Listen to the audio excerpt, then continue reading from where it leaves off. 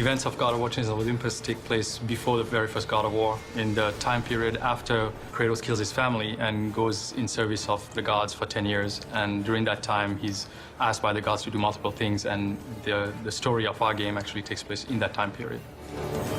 Following in the tradition of previous games in the series, the development team sought to put their personal spin on Greek mythology. I did a ton of research. I'm a bit of a history buff and a mythology buff as well. I found that if you're going to tackle a subject, you have to respect the subject. So we can't just do a facade of Greek architecture. You have to really understand what are the proportions, how big is the base compared to a column and compared to the top of it.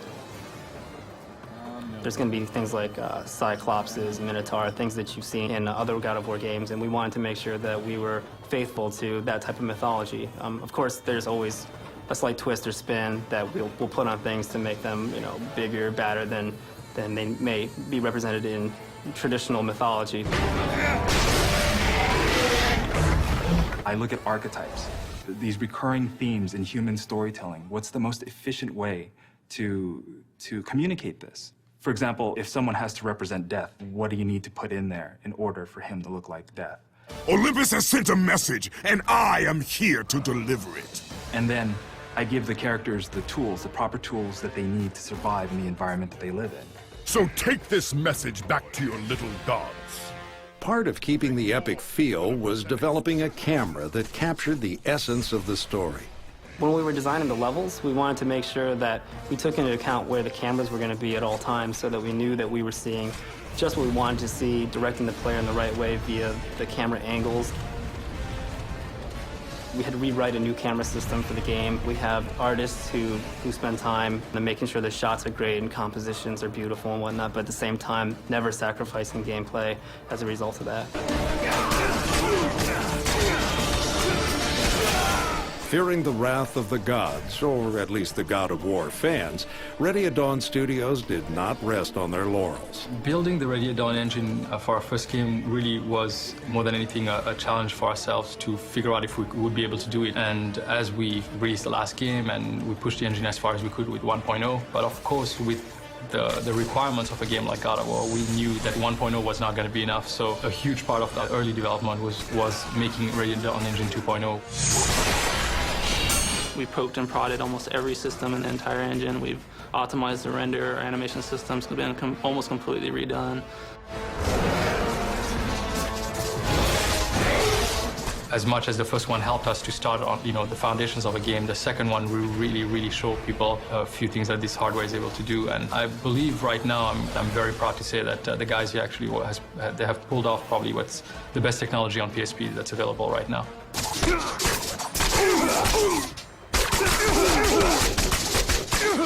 Ultimately, the game is about brutal combat, and the team wanted to make sure the controls were seamless. Adapting the PSP controls from the PS2 version was a challenging task, but it's not an impossible task. We just had to really approach it in a very simple manner, go to the elements, and start simplifying controls, maybe doubling up controls here and there. For example, dodge went from the analog, which I think would be natural for people to do now, having played 2 God of War games, to being a button combination that at the very first day felt a little awkward, but I think it took us about a week to really, play more and more and realize that it came to us naturally. And now sometimes when I play God of War 2 on the PS2, I have a tendency to use that button combination.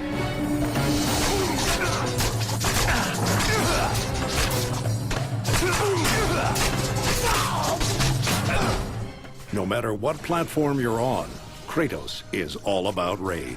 We're not holding any punches with Kratos. All the combos that you're expecting are going to be there. Some new ones are going to be there, some slight variations to the more extended combat maneuvers, especially with things like parry and a lot of the more complex maneuvers. For example, one of the combos that's implemented already in the very early stages of the game is a type of windmill move, which is really cool because I don't think you've ever got that out of God of War really before. And what you get out of this is a very focused attack, something that you can target on one enemy that will do a lot of damage, but you have to be careful to use it in a big group, for example, because at the end of that move, you end up in a very vulnerable position. And what we wanted to give with that was a tactic, a strategy to use that move.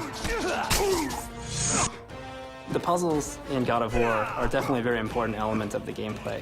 there's a lot of action, and we need to break up some of that with some downtime. And one of the good ways of doing that is by giving the players something that they have to do where they actually have to exercise their mind. We range from simple puzzles where we have something as simple as to be able to progress, you need to pull a switch, but in order to pull a switch, you have all these enemies coming in, so you need to stop the enemies. It turns into a chain of puzzles. In this game, we have some very large, overarching story puzzles that force the player to actually come back and try something over and over again, you know, solving smaller pieces of a much larger whole puzzle. Never before has the brutal power of the gods been available in the palm of your hands. I want to see God of War on the PSP because I'm a God of War fan and I'm a PSP fan, but to really get that power in your hand, to be able to play something on the go with the power of the PSP is something that you can't get with any other portable console. God of War Chains of Olympus is truly an epic game. It's big, we have tons of animation, tons of art, and we really aren't pulling any punches when we do this game. It's going to be just pixel for pixel God of War.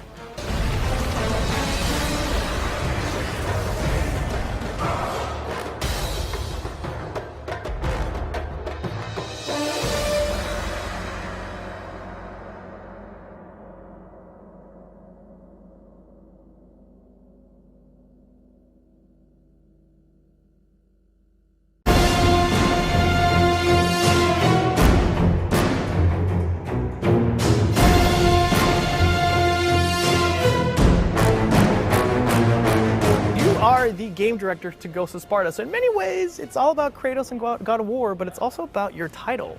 Pressure. How does that feel? Well, I mean, there's definitely a good deal of pressure to make a good God of War game. It's not an easy game to make, and there's a lot of people out there who have high expectations and high hopes for what a game like this could be. So I think it's healthy pressure, though. You know, we take that in stride. We're big fans of God of War ourselves, so you know, it's on us to make a game that we're also really proud of. So you know, hopefully everybody's going to be surprised and happy with the result of Ghost of Sparta. What's it like working on a game that already has an ending? We all know where God of War goes. There's a bunch of movies that were done that way too, Yeah, right? do you want to talk Star Wars? We'll talk Star Let's Wars. talk Star Wars. We know what happens in the end. We just don't know how it happens. And that was a big thing for us, especially at Ready at Dawn, especially in the two games we made. We saw Kratos as the destroyer of worlds, kind of in the trilogy that Santa Monica was doing. We actually went behind and tried to think of Kratos' motivation to do what he did. So we went way more personal with him, and I think Ghost of Sparta is going to show that a lot.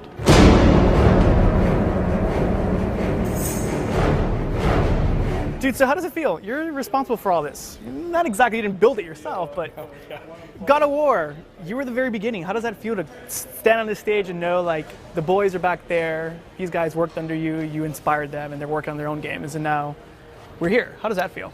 It ceases being yours, or it has ceased being mine quite a long time ago. And I feel very distant from it and detached from it. Not like in a depressed, sad way, but just kind of like, it's like that was a very specific game, and it was a very specific time in my life, and if I were to ever come back and make another God of War, that would be a very, specific time as well. How do you feel like about that? Like different directors, different games? I do like it. I think it helps with the story as well. You can kind of go in different places, each person giving their own perspective, so the game doesn't become stale. I mean, that's the job of any game director, is to kind of like, very early on, be able to play the game from start to finish in your head. We would never have put anyone in a position to direct a God of War game who didn't not only get what it was, but also have something that they wanted to bring. So Corey was a great example in that all through God of War 1, Corey and I talked about our love for storytelling through gameplay. And it's like, we don't like cutscenes, we want the narrative and the interactive to be the exact same thing. That's happening. Holy That's happening.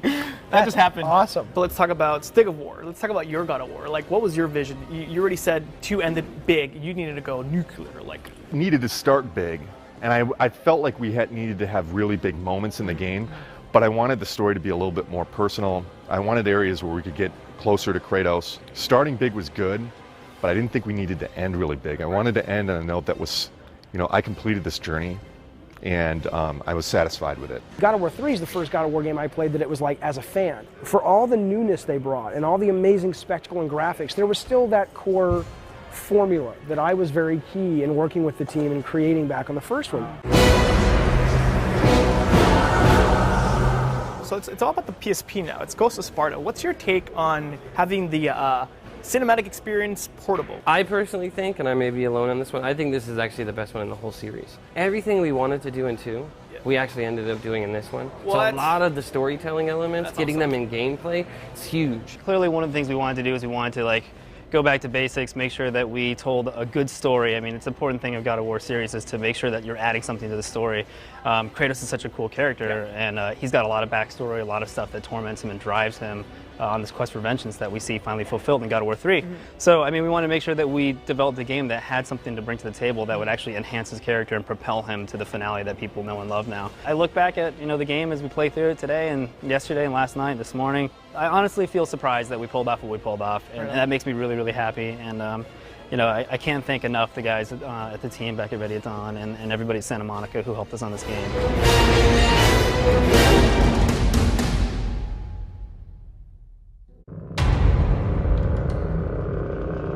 It's more about being able to live whatever in that moment is through movement and voice. You know, this is a job where we get to come to work and play every day. The things that a friend of mine said, the things that used to put him in detention.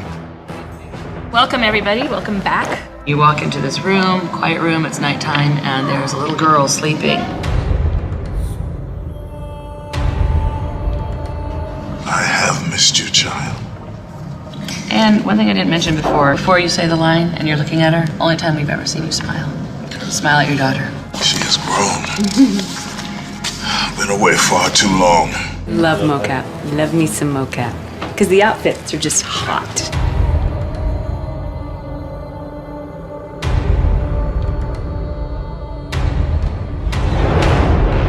Yeah.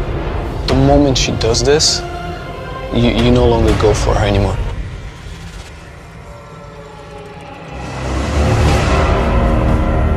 T-pose.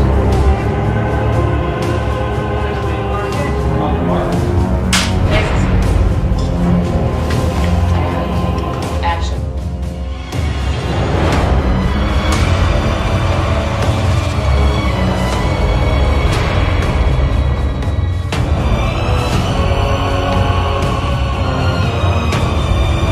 I will never return to Lord Ares. Never! I love the hold. Yeah. Very good. The hard part is over, Spartan.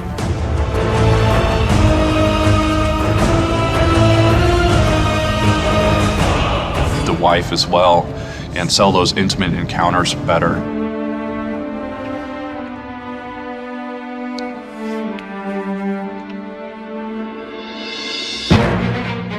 I'm crazy, first of all, and so it's not really acting, it's just I can picture all of these things happening around and I can picture myself looking this way. So that's my only advantage, I think, is that I'm certifiably insane. Scene 7, take 1. Roll sound. Sound speed. T-pose. Roll video. Roll mocap. Mocap speed. Mark it. Mark. Places. Action. This is not the manner to discuss it. Furies are near. They cannot know I speak with you. I will draw them away. The truth waits for you in Delphi, Kratos. Seek the Oracle. The story is so good, and the writing is brilliant, and the characters are so established that we'd have to try really hard to fail. And what path is that? Do not let illusion deceive you. Then this is what you shall have. Of all the minds in question, mine is not the one to worry about. Use these items to still your mind, Kratos. Freedom from your bond to the god of war himself. It's fantastic to be able to work with the other actor. This is like heaven. It's cool. I mean, I really would like to do more of this. I'm excited to get it back to the studio and see it all come together.